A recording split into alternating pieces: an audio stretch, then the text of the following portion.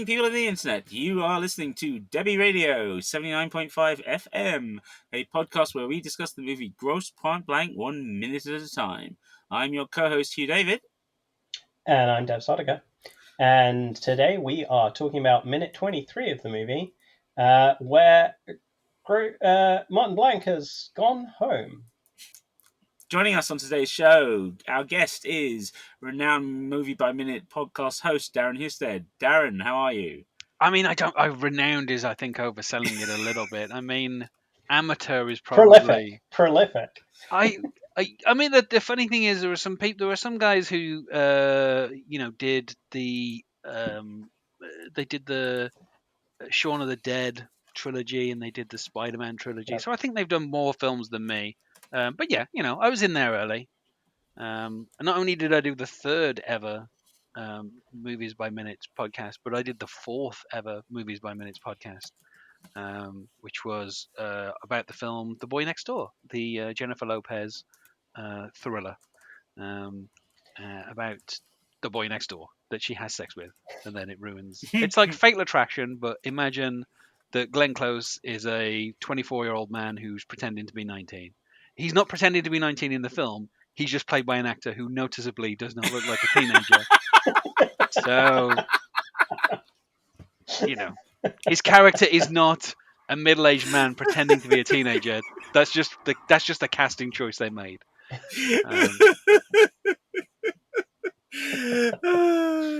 Okay, I might have to watch that as well as listen to that. Okay, so on today's minute, Dev, where are we in the film? Minute 23, what's happening? Tell the audience, please. So, Martin Blank has gone into the Ultimart that he saw and struggled to believe the reality of in minute 22, but he's entered it inside, has a conversation with the shop clerk that if I were that shop clerk, I'd be handing in my notice right about now. And decides that what he really needs to do now is speak to his therapist. Unfortunately, as we know, his relationship with his therapist is not the best, and that call doesn't get taken. Yeah, I mean, aside from the music, that I think is still playing, but it's not as noticeable in this minute. Just this interaction with this clerk is just one of my favorite things in the entire film, where he's just like, why are you here? It's like, what are you doing here? But like, just over and over, and the kid's like, this is my shift, and like, he's just his complete confusion. And as we've said, John Cusack is a very tall man, so if someone who's like that tall and intimidating, like you say, just kept asking me over and over again what I'm doing here, it would Where do you live? Yeah. Where does your boss live? Yeah, that would be the point at which I would quit. But I do love that they sell that it's in Detroit by having him wear a Detroit Red Wings cap. Like, I love when films like they don't make a huge amount of effort to sell that it's in a particular location, but it's like, just stick a Red Wings cap on him. People will believe it's in Detroit. Then everybody in Detroit wears Red Wings caps. It's like, I personally, I think that like maybe the Tigers are a bit more well known as like the hockey team is a weird place. Like, I think the baseball team is, or even the Lions. Like, there's at least two more sports teams in that area that are more well known. Yeah. So I like the choice that they went with, like the third most well known team in Detroit to sell it. It gives it some authenticity. I believe that kid would be a fan of hockey. It gives it a bit of authenticity that's the hat he chooses. To sell that it's in Detroit. But yeah, no, I just loved, this is John Cusack finally kind of starting to act in this film, really, just the kind of, and also this repetition thing will become something that obviously he does a lot more as the film goes on. But I like that this is kind of like a small start to it, of his confusion, and just he doesn't know what this kid is doing. I think it's funny because obviously he's already entered the Ultimart, so he knows what the kid's doing there. But I just like that he's like, this used to be probably, the living room or whatever. Like, he's trying to orientate himself as to exactly what used to be in this space. It's just and this is a guy that does deep background on his subjects, right? Like, he talks about the sleep profiles of one of his targets. He's methodical. He needs his usual lead time on things. And yet he comes into this Ultimart asking the least well-constructed questions to a kid that's obviously not going to have any answers because he's just apparently so completely thrown by the lack of his family home. Yeah, it's just, Do and you- who's the actor that's playing this kid as well? I don't think I even looked that up because I was just like, obviously That is a great question. Let's find out. Good completely question. Hang on, yeah. Ultimart absorbed. Carl Duffy Taylor, Yeah, because he does like, I don't know that I've ever seen him in who is anything. in Paul. He's in Oh, The Holiday. never seen The Holiday, so can't really say I would Arrested recommend. Development, 11 Oh, episodes. I did a whole podcast about Arrested Development. How did I never? To be fair, he is uncredited, but he's the key assistant location manager. Oh, well, there you I was go. about to say he's a location manager primarily, Oh, according to okay. IMDb. All right. Okay. And then he's done 3 performances. Oh, you're I right. mean, I went in depth Uh, on Arrested Development in my podcast. I didn't go into the crew on Yeah, every single yeah. episode aside from the writers and directors. So Yeah. I am guessing from the look of it that he basically steps in when they need somebody to do certain things. Like, oh, we Yep. haven't got anyone today to do this. Could you just do this? Because he's got like a single role 2 years later in Desperate But Not Serious, and then he's got a role a year later in Nutty Professor 2: The Clumps as, quote, restaurant trainee. But everything else is location management. So yeah, one of those guys. But fair dues, Last minute extra. Yeah, exactly. He Got does a his good side card that way. performance. His Yeah, kind of I like think so. he being intimidated by John Cusack as he gets gradually more and more unhinged. He matches his Yeah. energy. He's kind of just his confusion matches the confusion that Martin Blank is feeling at this particular moment. So Yes, he does and- okay. And not to spoil anything, but later on, I really do believe that he's playing that Doom 2 video game. And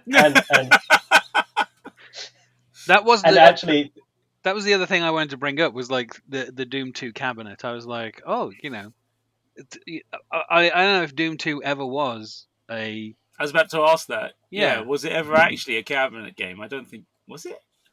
I mean, I know who I should ask, but she's downstairs, so I can't go Because I thought it was just like it cabinet. was just like a PC game. Like I've never. Yeah, exactly. I always played it on didn't early exist. PC. And then obviously It would have did been not. ported to a bunch of other things later on. Everything But else. the And whole of course, point the the whole joke point these of days- Doom was that it was the thing that PC gamers back in like the the early 90s, that was like the selling point, wasn't it? It was like, oh, Yeah. you can't do this Yeah. on like a Sega or a Nintendo. Like it's just they haven't got the power. Yeah, 1994 it came out because I remember spending 2 previous years down the rabbit hole of Doom 1. Yeah, it was made specifically for the film. That's and I crazy. think it may have been like an ID cross promotion thing. Oh, it must have been, ID surely. Come on, like how else would it get in there? That's just so cool. That's just like the one time it exists in this one movie. Like, this is the alternate reality where you got to get Doom as a cabinet game. Damn it! Why are we not in? That's why it stood out. I saw it and I was like, I don't think that was ever an actual like. Around this time, you would have had like Street Fighter 3 or like that would have been like a bigger game. So I was just like, why is that sticking in my head? Why am I seeing that and being like, that seems weird? And now the answer is because it only exists. Well, I mean, FPS is not a particularly common arcade game type, right? No, unless you're playing like Time Crisis or something. Well, yeah, I mean, sure, any the like sniper those, ones, the fake point and click platforms, like on That's rails. it. Basically, that's the ones, one. Yeah. Yeah, but in that case, you have to have it on rails, so it's like it's not the same experience, isn't it? Precisely. Like, Doom isn't on rails, so it doesn't make any sense why that would be a cabinet game. No, absolutely. Yeah, I mean, I wish more films would do that. Like, have really weird game cabinets of games that never were in those cabinets. Just like, just that would be cool, actually. Yeah, just like you see it in the background, and you're probably thinking to yourself, I don't recall them ever. And then Final Fantasy VII, the arcade machine. Yeah, Kim would go nuts at that point. You know that, right? She would just 50 hours. My partner's crying. a massive gamer, Darren. So, yeah. Okay, so according to Doom Wiki, because of course there's a Doom Wiki, a Doom 2 arcade machine was featured prominently in the 1997 comedy film Grosse Pointe Blank. However, there has never been an actual arcade version of Doom. The game featured there was a custom prop built specifically for the movie. It is rumored that the same or similar prop then appeared in an episode of Seinfeld, but there is currently no corroborating evidence for this. The idea of a Doom arcade machine should not be confused with Ethan Gooberman Watson's project Doom Arcade. Whatever that I mean, means. I would never confuse those two things. So, Yeah, there you go. know. And don't make fun of wikis. When I was doing the Arrested Development like podcast, Oh no, I'm not making fun of them. I love them. that was really handy because they had like links to the full scripts for every single episode. So I was like, this is perfect. Yeah. No. I'm just saying. Of course, yeah. Why didn't I think to go there first? I mean, it's one of the earliest big video games. I would think, it makes sense that a wiki would exist. Exactly. I should have just thought to go there first. I should also say I was being a little harsh on Duffy Taylor. The sequence after the untimely demise of the Ultimart, I think actually he was very good in, and the dialogue here, like it is a shame that he's not had the opportunity to be in more things as actually in front of this camera. Well, he's been nominated and won awards for his location management work. So hey, I guess he's in his chosen field. But I mean, you guys, Darren, you and Dev, you've both been talking earlier about the way Cusack plays Martin Blank's, his locational disorientation, right? We had his mental disorientation in the previous minute, and then his physical response to that, particularly when he runs and practically hops over the curb and runs through the car park to the store, which literally takes us up to the exact point where we ended our last minute, which is, as you said, Dev, so un-American in so many ways. But here, that disorientation, I find, is emphasized by the actual shop, because not only did you say last episode, Dev, that there wouldn't normally be a shop in this location in America because of planning, but I'm not sure. When I've been in the States, I've been in a number of bodegas and marts and stuff, and then obviously over here, as Darren was saying, we have our legendary corner shops, and we have all kinds of shops over here in that sense that find themselves sort of tucking into little spaces. And I'm not sure I've ever seen like this. Feels like like not just a fantasy of one, like the whole off-brand, nothing is quite how it is. That Doom 2 cabinet is just part of this sort of fictional unreality, right? I mean, this is about as real as the one in The Simpsons, I think it's less real than the one in The Simpsons. Yeah, absolutely. Quickie Mart is very definitely, this is clearly 7-Eleven, but we're not calling it 7-Eleven. Yes. And this one, it looks like a set. It's probably the only thing in this film that really just screams set. Yeah. I think in a real convenience store of this size, you'd have like posters or branding all over the walls of products, etc., instead of blank white walls. Like that's real estate there that you could be making money off as a convenience store owner, right? Like you could put promotional stuff up there. It looks like the video store is like kind of connected, but not. The video rental that's next door, you can see the door through there. There's some stuff that seems super super familiar to me, right? Like having all of the cigarettes above the head, like overhead, and there'll clearly be a display of the different brands that are available. The counter itself actually looks really legit. But then the aisles stuff are just like too manicured. The magazines are just in the weirdest place ever. Like magazines are always against the back wall. But then again, it has like the slushy machine and the coffee machine and the Minute Maid, and I guess like it's all of the legitimate fixings, but somehow like the implementation just hasn't worked very well. Also, like every shelf is fully stocked. Like I don't care how recently they last did stock take, but that is never how a convenience store looks in reality. I mean, Yeah. I don't know that those shelves are fully stocked. I think maybe that kid, in between being questioned by hitmen, is probably moving around and grabbing some stuff and pushing it to the front of the shelf just to make it look a bit fully stocked. That is the most diligent convenience store shop clerk I've ever heard of. I Yeah. mean, have you seen clerks? Have you seen what they Well, generally that do? was the thing, right? That's the other thing, though, right? We've talked about, things in the water, creatively speaking, when it comes Yeah. to American film and TV at this time, right? And about in relation to hitmen and other psychiatrists, we've talked about those in previous episodes. But of course, the whole Quickie Mart Ultimart thing is also another thing. Like you can go through most of the '80s without ever seeing one of these in a film, unless it's an action film near the beginning where you have to see the entire place completely destroyed to show how badass the hero is. And that's it, right? You won't actually see one in a film. Like, you won't have a drama about the characters in them. And it's only in the '90s where you actually get people who've actually done that for a living, i.e., Kevin Smith and his friends, Yeah. who start making the films. But then this happens, and The Simpsons happens, and what's the Gen X one with Janine Garofalo and Winona Ryder, and oh god, what's Reality it called? bites. That's it. Thank you. Absolutely. Do you know what I mean? Just suddenly it's everywhere, right?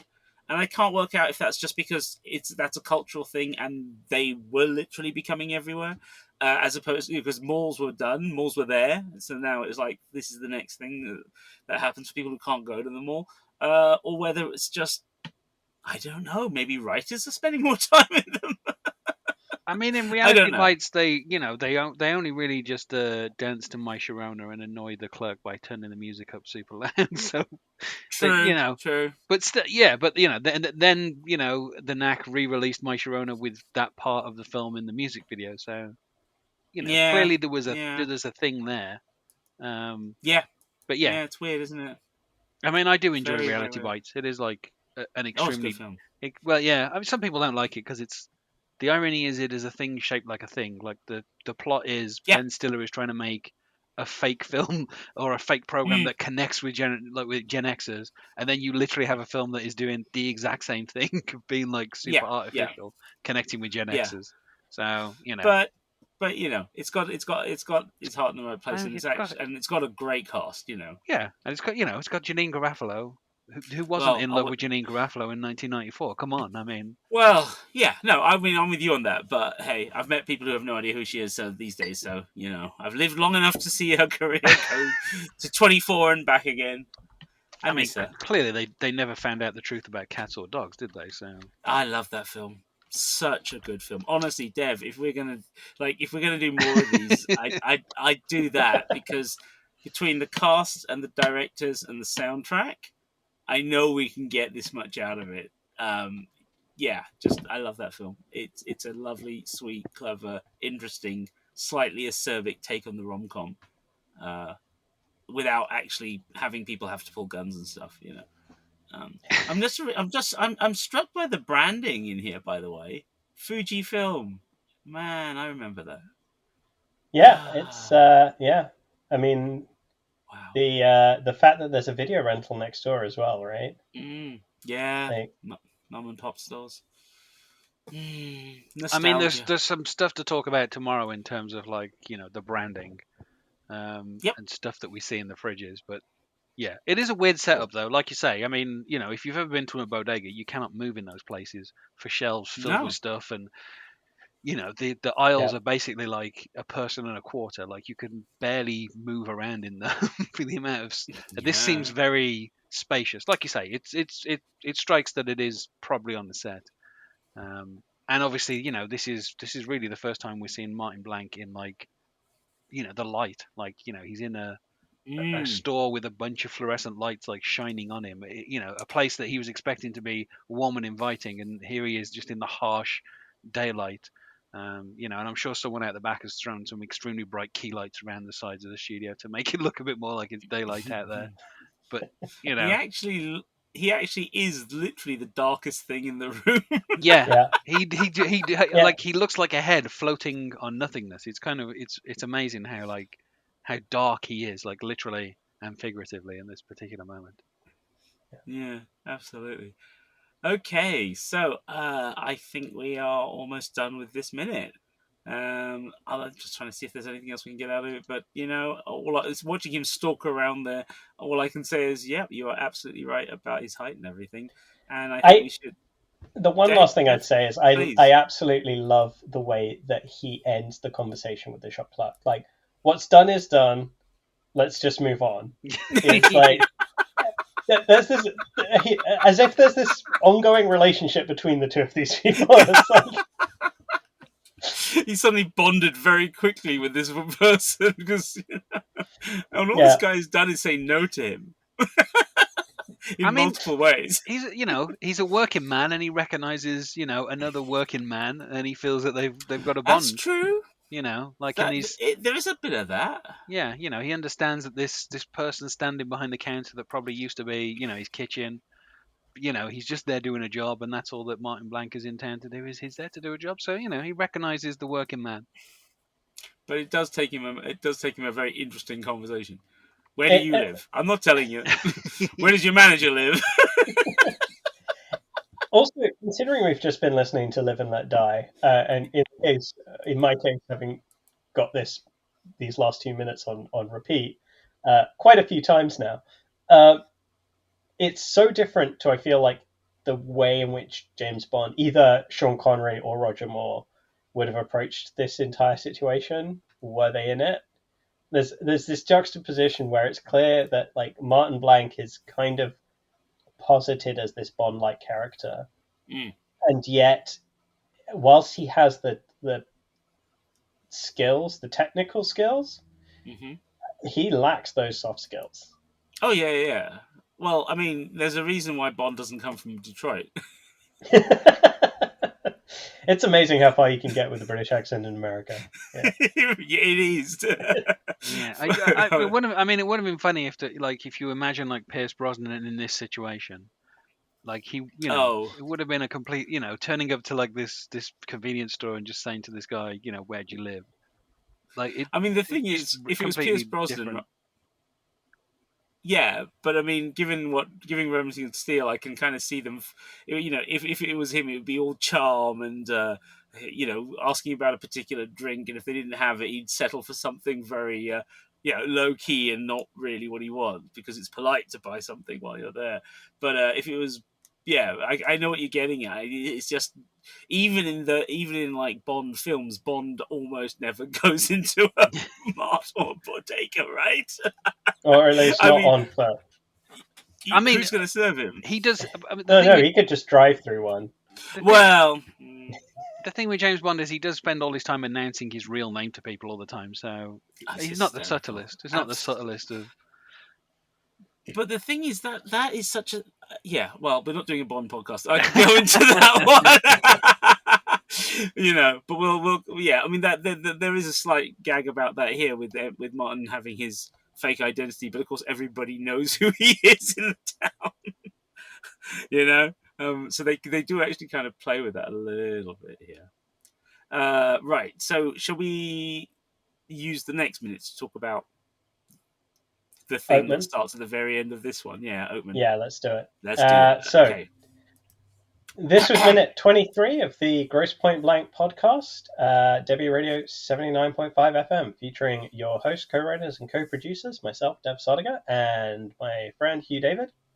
Today's guest was Darren Husted. Darren, where can people find you online? If you put my name, which is spelt Husted, into most. I say podcatchers because I don't want to limit it to like iTunes or whatever, Apple Podcasts, whatever, just the generic. Stick it in there, and you'll pretty much find all the podcasts I've been either a producer on or a guest on. Fantastic. Yeah, you can find us also on all good podcast players and providers, as well as on YouTube if you want to see what our faces look like, X if it's still around by the time you hear this, and Spotify. Our handle on all those platforms is at DEBI Radio, Debi Radio, as well as our website, debiradio.com, also spelled DEBI Radio. And you can talk with us and share your favorite moments of the film on our Facebook listeners group. That's Debi Radio 79.5 FM Fan Club. Sure was clear that all of this was new. concentrating hard like a little girl, smoking for the first time.